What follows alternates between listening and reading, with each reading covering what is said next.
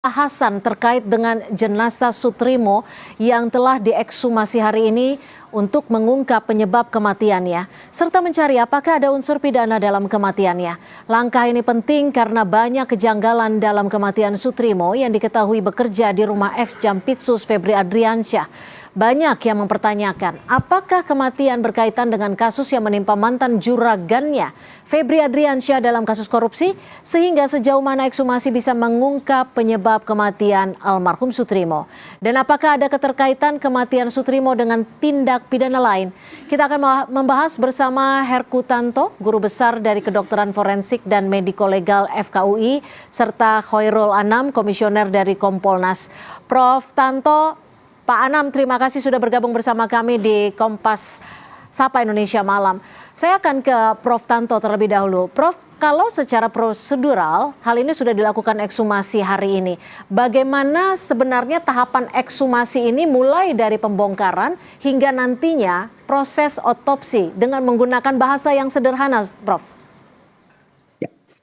Terima kasih, selamat malam para pemirsa. Dari segi kedokteran forensik ya, ekshumasi intinya kan ingin atau pembongkaran kuburan untuk memeriksa jenazah, mencari sebab kematian.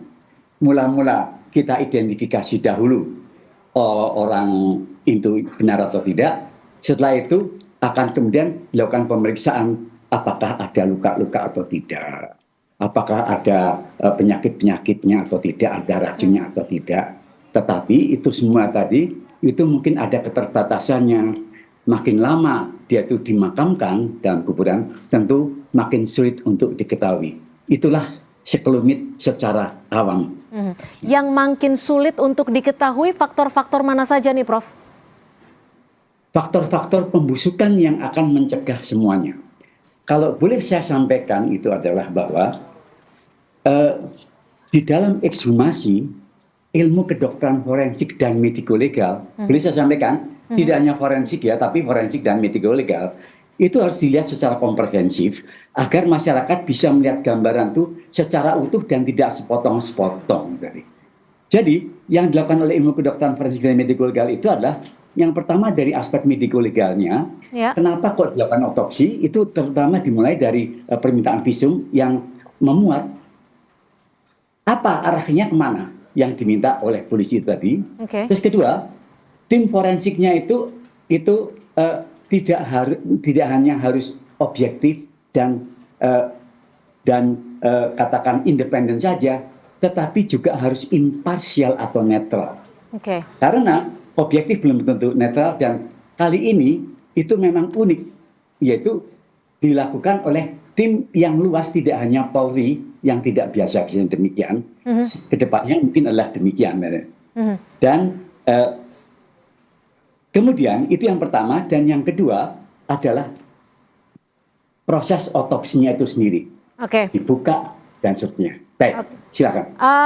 Saya ke Pak Anam. Pak Anam, jika memang ekshumasi dilakukan dan nantinya akan berlanjut ke otopsi, apakah Kompolnas sendiri sudah memastikan bahwa pihak-pihak yang terlibat di dalamnya ini benar-benar sudah independen, dalam artian tidak akan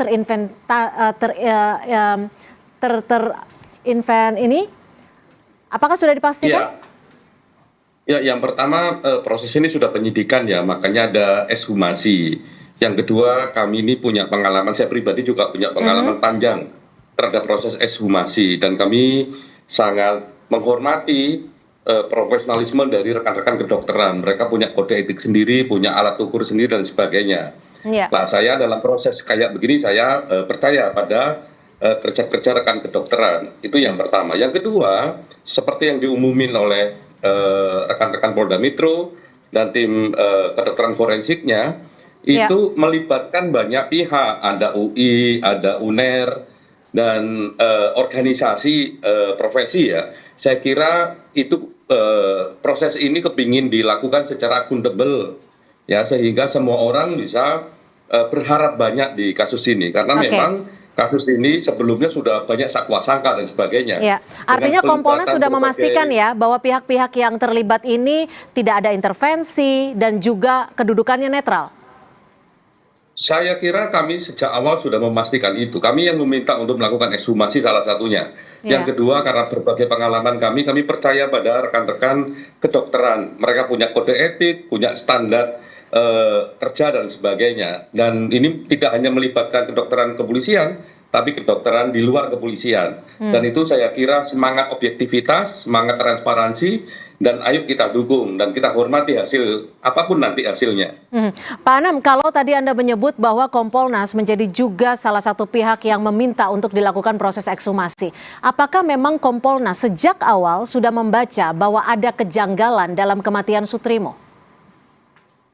Iya, kita lihat berbagai informasi awalnya dan berbagai asumsi yang ada di publik, memang langkah ekshumasi ini langkah yang paling strategis karena ini pendekatan dengan saintifik, ya, sehingga diukur kebenarannya tidak berdasarkan asumsi yang tidak memiliki dasar. Ya, walaupun misalnya rekam jejak peristiwanya sendiri sudah banyak menimbulkan tanda tanya. Misalnya sejak dijemput dari TKP, diantarkan ke rumah sakit, terus diantarkan ke kampung, terus segera dimakamkan, itu menurut saya juga sesuatu yang menimbulkan banyak asumsi. Makanya langkah ekshumasi ini langkah yang strategis. Di samping nanti rekam jejak digital, HP, dan sebagainya. Oke. Prof. Tanto, kalau kita tahu bahwa Soetrimo ini ditemukan tidak sadarkan diri dan kemudian meninggal dunia pada tanggal 23 Juli, setidaknya kalau tidak salah hitung sudah ada waktu 19 hari. Dalam proses pembusukan dari jenazah ini seperti yang Anda sebutkan tadi, apa saja yang bisa ditemukan dan apa saja yang tidak bisa ditemukan untuk menguatkan proses otopsi? Yang tidak bisa ditemukan sulit adalah ya tentang jaringan lunak itu strukturnya seperti apa. Tetapi itu sekali lagi tergantung pada kondisi tanahnya. Bisa ada yang lebih baik dan tidak. Kalau yang bisa ditemukan itu adalah adanya cedera-cedera di sebelah luar, termasuk juga tulang, gigi, dan organ-organ yang lebih kuat lagi dan seterusnya. Dan dalam hal ini tadi sudah disampaikan oleh Ketua Tim Otopsi Prof. Yudi, yaitu bahwasanya pada kasus ini adalah tidak didapatkan luka.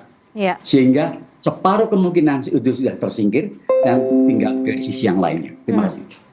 Prof, tapi kan tadi juga disebutkan tidak ada ditemukan luka di tubuh jenazah dan juga tadi juga disebutkan bahwa dari kuasa hukum FA menyatakan bahwa Soetrimo ini sudah mengalami sakit dalam jangka waktu yang panjang.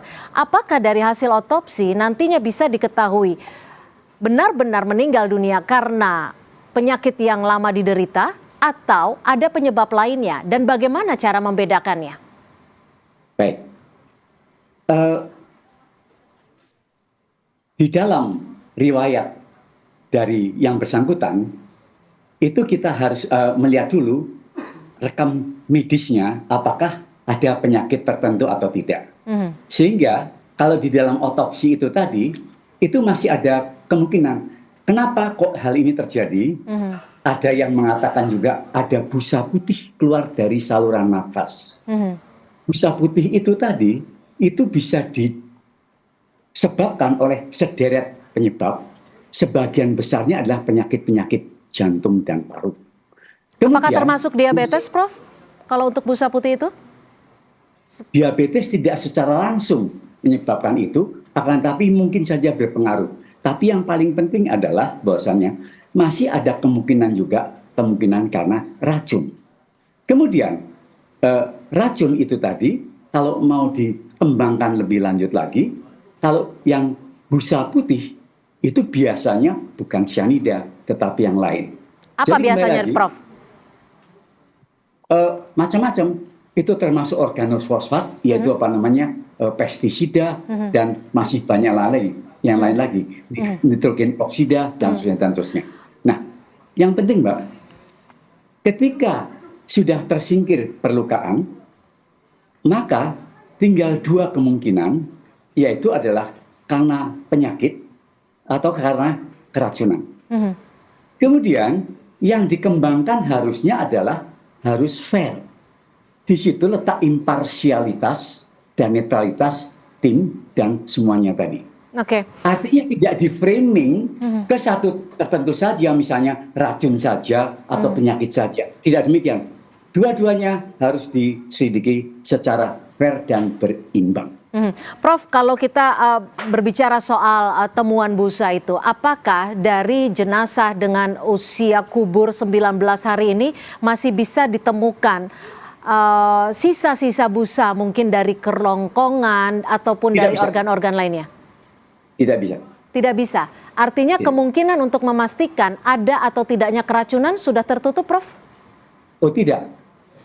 Cara berpikirnya adalah bukan busanya itu sendiri yang diperiksa. Akan tetapi kita berpikir racun-racun apa yang menyebabkan busa. Oke. Dan busa itu bermacam-macam, ada yang putih, ada yang tidak putih. Berikutnya, kita tentunya tidak boleh berpikir hanya racun saja dan kita tidak mau berpikir tentang penyakit-penyakit yang lebih banyak lagi. Harus fair. Di sini letak yang namanya netralitas dan imparsialitas. Karena bisa saja dari 10 bukti yang diketemukan, Ya. kita sampaikan 7 saja. Itu adalah objektif, Oke. tapi tidak netral. Terima kasih. Oke. Saya ke Pak Anam. Pak Anam, kalau dari hasil otopsi nanti ditemukan adanya kejanggalan atau tidak ditemukan adanya kejanggalan, apakah ini nantinya akan mengubah status dari kasus ini? Karena kalau kita lihat saat ini statusnya adalah penyidikan. Namun disebutkan oleh pihak kepolisian bahwa penyidikan karena dengan alasan ataupun dasarnya ada laporan yang masuk dari pihak keluarga. Apakah ini akan mengubah statusnya, Pak Anam?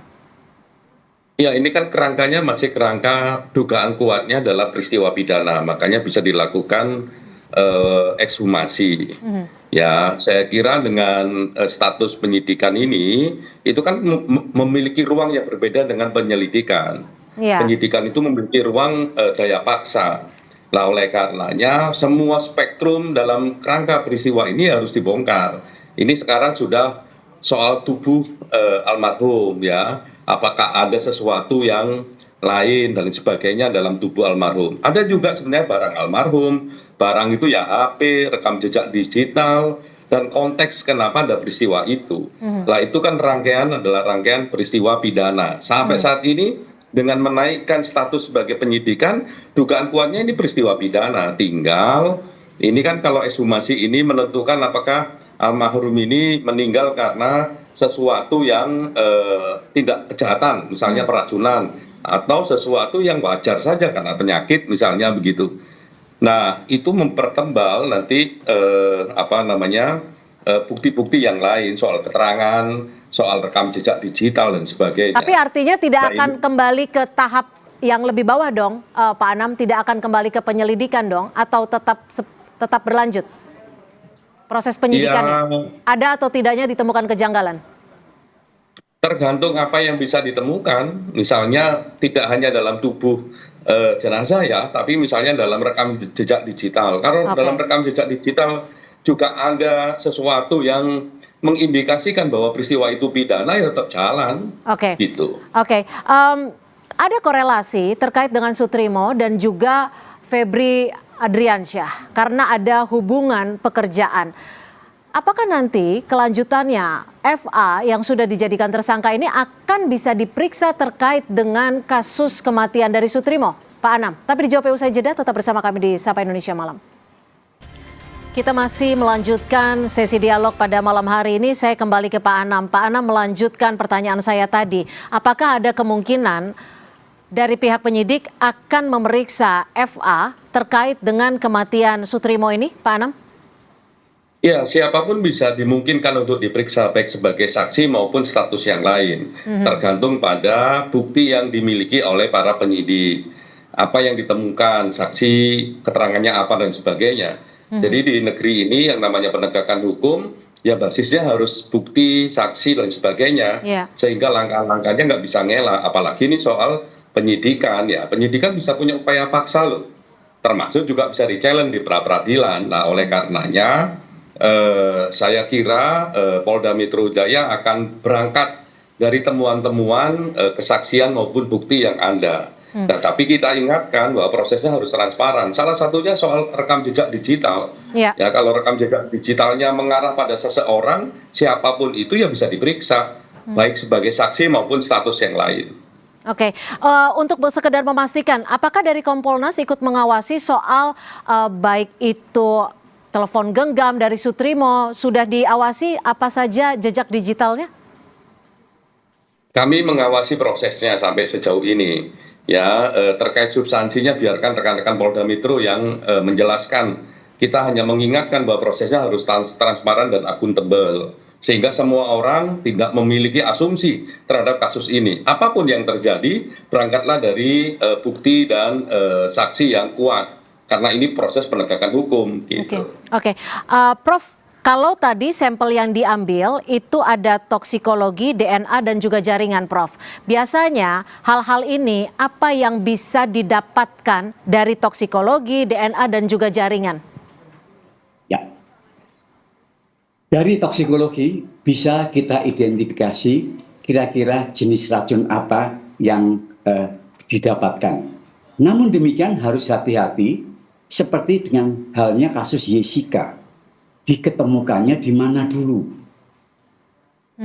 Diketemukan itu harusnya di target organ untuk jenis racun tersebut. Baru bisa dikatakan bahwa penyebab kematiannya adalah racun itu.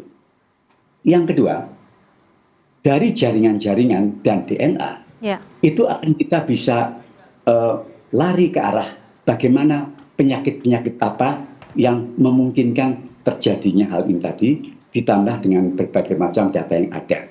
Sehingga ada satu hal yang sangat-sangat penting, yaitu gunakan rekam medis pada waktu saat yang bersangkutan masih hidup.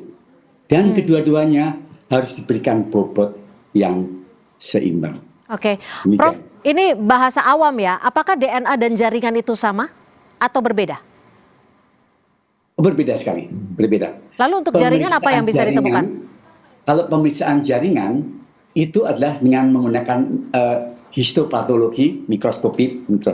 Tapi kalau DNA itu menggunakan proses laboratorium yang lebih rumit lagi. Yang bisa didapatkan adalah pola penyakit apa yang terdapat di situ. Dengan melihat adanya kelainan-kelainan pada jaringan itu tadi. Kalau toh masih bisa diidentifikasi, mudah-mudahan masih bisa karena terganggu masalah pembusukan.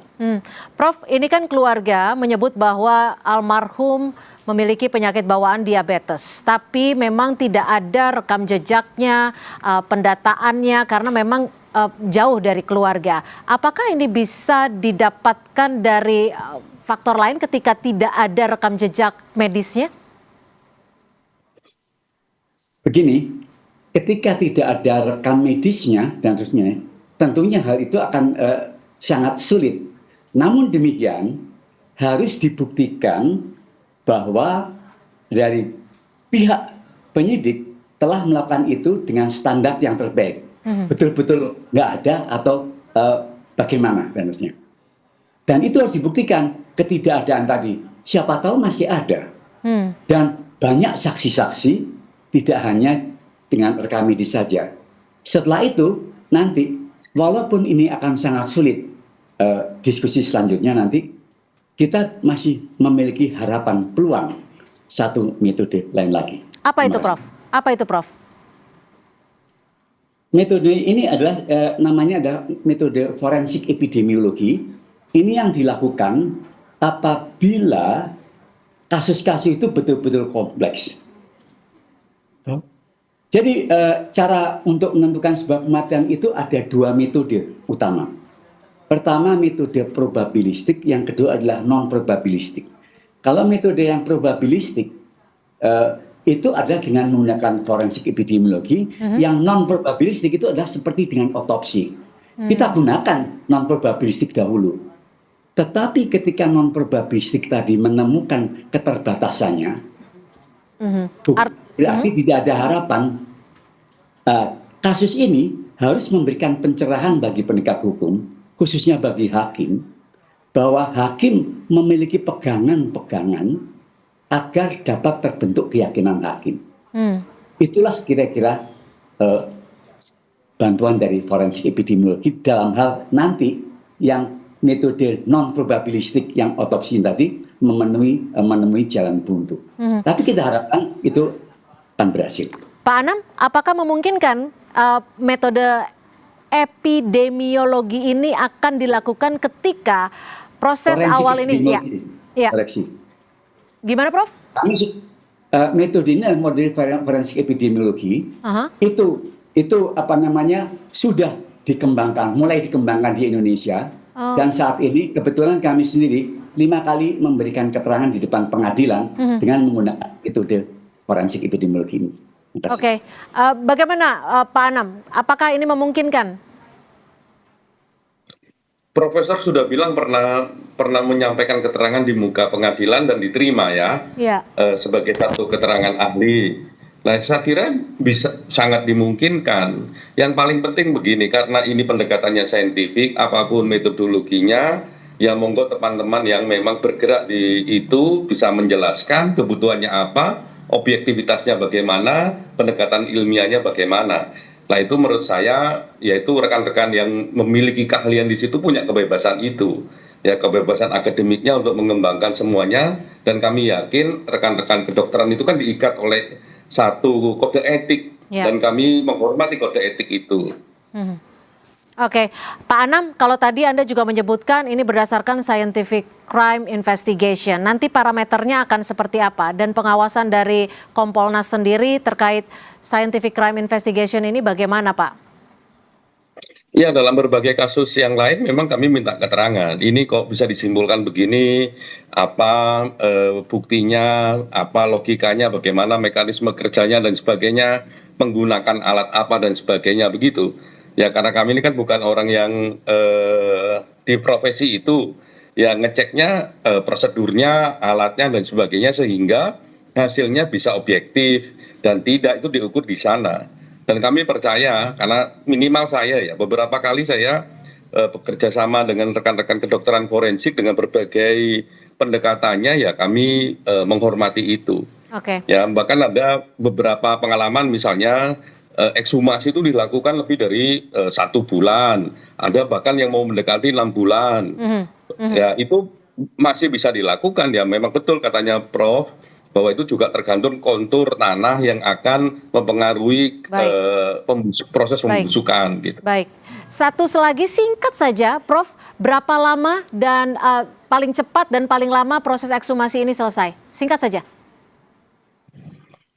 Tergantung temuan di lapangan bisa sekitar 1 minggu sampai sekitar 1 bulan. Baik, terima kasih. Ya, Baik, terima kasih. Kami sudah tangkap informasinya Prof. Herkutanto, Guru Besar Kedokteran Forensik FKUI, dan juga Khairul Anam. Terima kasih Pak Khairul Anam, Komisioner dari Kompolnas, sudah berbagi perspektif dan informasi. Selamat malam. Terima kasih. Selamat malam.